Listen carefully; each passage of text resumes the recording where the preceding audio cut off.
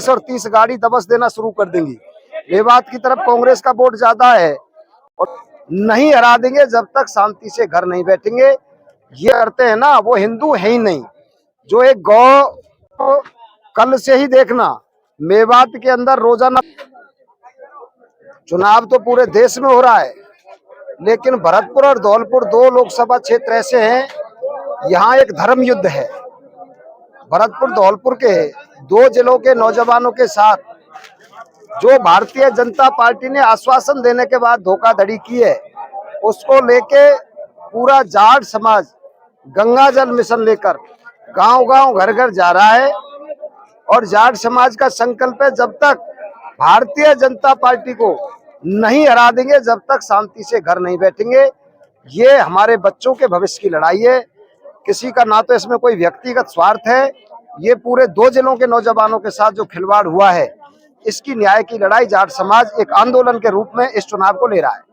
BJP के कार्यकर्ता बोल रहे हैं कि जो हिंदू हैं वो बीजेपी के हैं और जो कांग्रेस का वोट कर रहे हैं वो हिंदू ही नहीं है। इसके बारे में क्या कहना चाहेंगे? ऐसा है, उनका दिमाग चटक गया है। जो बात हिंदू की करते हैं ना, वो हिंदू है ही नहीं।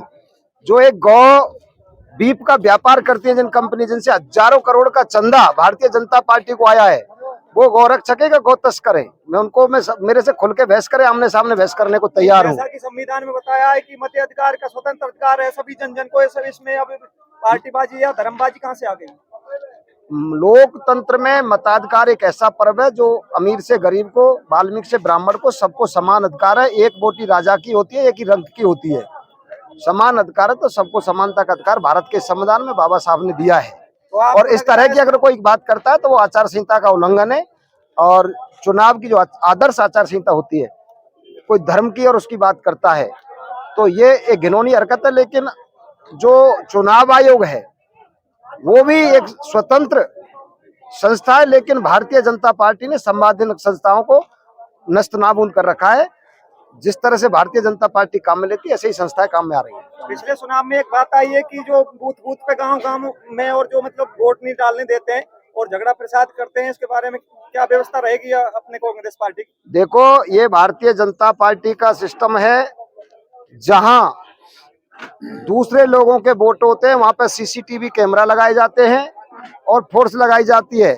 मैं आपको आज ही बता रहा हूं, आप मीडिया के बंधु हैं तो आप कल से ही देखना मेवात के अंदर रोजाना 20 और 30 गाड़ी दबस देना शुरू कर देंगी। मेवात की तरफ कांग्रेस का वोट ज्यादा है और थोड़ी आपराधिक किस्म के लोगों को भयभीत करने के लिए, जिससे कि वो मतदान ही नहीं करें, इस तरह का भय का वातावरण ही बनाया जाएगा। तरह तरह के साधन और संसाधन अपनाए जाएंगे। पूरा देश का पैसा इनके पास है।